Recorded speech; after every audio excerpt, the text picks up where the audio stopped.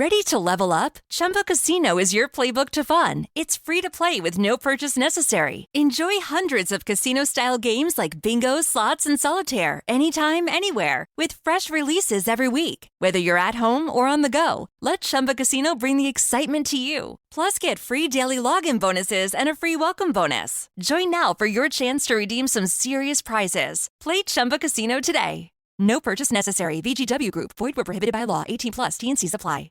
Greetings all CSP listeners all over this Mundo Grande. Laszlo Montgomery here with a nice little bonus episode for all y'alls as one final adornment to another wonderful season of 10 Chengyus. By popular demand, I'm featuring the CSP's very own Emma, who will be presenting today's offering.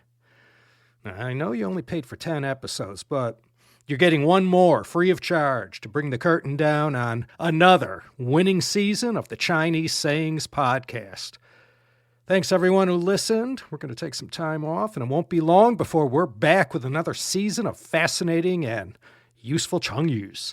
And now here's Emma for this season's bonus episode. Enjoy. Hi everyone, this is Emma. I'm Teacup Media's resident Chengyu scholar, and I'm really excited to be back again with a bonus episode of the CSP, where I get to introduce one of my favorite Chengyus. So I'd say that my favorite Chengyus tend to be either the ones with a really good historical origin, or the ones that paint a really vivid picture. And today's Chengyu is one from the Strategies of the Warring States that happens to fit both definitions. So without further ado, let's get into the character-by-character breakdown, and today's Chengyu is 8 words long, so this is going to take a while. 鹬蚌相争，渔翁得利. Let's do the first part, 鹬蚌相争. 鹬is a sandpiper, which is a wading bird that lives along riverbanks, and bàng is a river clam. Neither of these characters you'll see that often in everyday life, but I guarantee you everyone knows them in the context of this chengyu. And xiāng means mutual. zhēng means a fight or a conflict. So put together we have 鹬蚌相争, a sandpiper and a clam in mutual conflict. And the second part of this chengyu is 渔翁得利. So yu is the character for fishing, and you're going to see it in front of anything that has to do with fishing as an industry or a pastime. So 渔民 is a fisherman, and 渔船 is a fishing boat, for example. 翁 is the classical Chinese way to refer to an old man, or any man really. So 渔翁 is just a somewhat old-fashioned way of saying a fisherman. 得 means to get or obtain, and 利 means profit or benefit. So 渔翁得利, the fisherman benefits. And put together we have 鹬蚌相争，渔翁得利. When the sandpiper and the clam fight, it's the fisherman who benefits. Now you might already be getting some sense of where this is going, but to understand the full story, we have to go back 2,000 years, to the end of the Warring States period in China, specifically the year 292 BC. Now, if you know anything about this period of Chinese history, you'll know that towards the end of the Warring States, the state of Qin in western China was gradually gaining in power. 70 years after the events of this story, Qin would become the ultimate victor of the Warring States. It unified all the Chinese states in a spectacular campaign led by the man we now know as Qin Shi Huang. You know, the guy with the terracotta army? But even in 292 BC, it was pretty clear to anyone who knew what was going on that Qin was becoming the one to watch. And under these circumstances, the state of Zhao, in today's Henan, decided that it wanted to launch a war against the smaller northern state of Yan.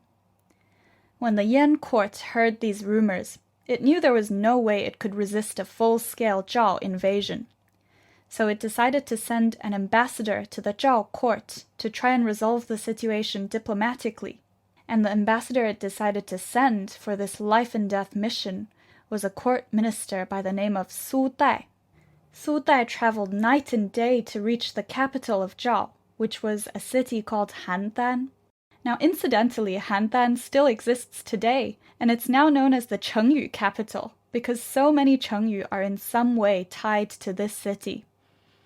And when he finally reached Handan, Su Dai was granted an audience with King Wen of Zhao. You can imagine that Su Dai would have had to think long and carefully over what he wanted to say at this audience. Not only was this his one chance to persuade King Wen not to launch an invasion against Yan, but Su Dai was also an ambassador from a small kingdom, speaking to one of the biggest powers in China. Even under normal circumstances, court ministers often had to present their advice obliquely to avoid offending the king. But Su Dai was in an unusually precarious situation. So when Su Dai finally came face to face with King Wen, he began telling a story, and this is what he said. Your Majesty, while I was traveling from the state of Yan to your state of Zhao, I paused one day at noon by a river, and on the banks of this river I saw a clam. The clam had opened its shell fully to catch the sun. But soon a sandpiper saw the open shellfish and swooped down to try and peck out the clam meat. To protect itself, the clam snapped shut on the sandpiper's beak, and now both of them were trapped. Then I heard the sandpiper say to the clam, "You silly clam, if it doesn't rain today, and if it doesn't rain tomorrow, you're going to dry out, and I will have caught a dead clam." The clam replied, "You silly bird, if I keep my shell shut today, and if I keep it shut tomorrow, you'll starve, and I'll have a dead sandpiper in my shell." The two creatures kept arguing. They never noticed that a fisherman had been observing the whole situation, and since both of them were trapped, the fisherman crept up on them and easily caught himself both a bird and a shellfish for his meal. And at this point, Su Dai finished his story and spoke directly to King Wen. He said, "Your Majesty, I'm comparing the situations of the states of Zhao and Yan to the situation of the sandpiper and the clam.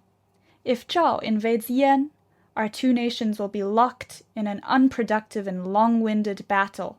We'll use up all our resources and exhaust our armies, and by that point we'll basically be handing ourselves to the Qin on a silver platter. We should be focusing on fighting the Qin. The Qin is our common enemy." When Su Dai finished speaking, the king of Zhao saw the wisdom of his words and wholeheartedly agreed to call off the planned invasion of Yan. So in only 8 words, this chengyu, 鹬蚌相争, 渔翁得利, depicts a brilliant statesman coming up with a gripping allegory to describe a third party who finds a way to turn an altercation between two enemies to his own benefit. Because this chengyu tells such a simple and vivid story, it's one of the chengyus that is very often taught to kids. I remember being a kid in Chinese school, watching cartoons about the situation between the clam and the sandpiper and the fisherman. And Su Dai's unforgettable image of the fisherman creeping up on the sandpiper and the clam is just as useful in daily life as it was during the Warring States 2 millennia ago. You can deploy this chengyu to sum up any situation, from conflicts in international politics to arguments in everyday life. In fact, you don't even need to use the full 8 characters. Just the first 4, 鹬蚌相争, will be enough to communicate to any Chinese person that you're trying to describe an unproductive conflict that benefits no one except a common enemy. Thank you so much for listening to this bonus episode of the CSP, and I hope to see you again soon.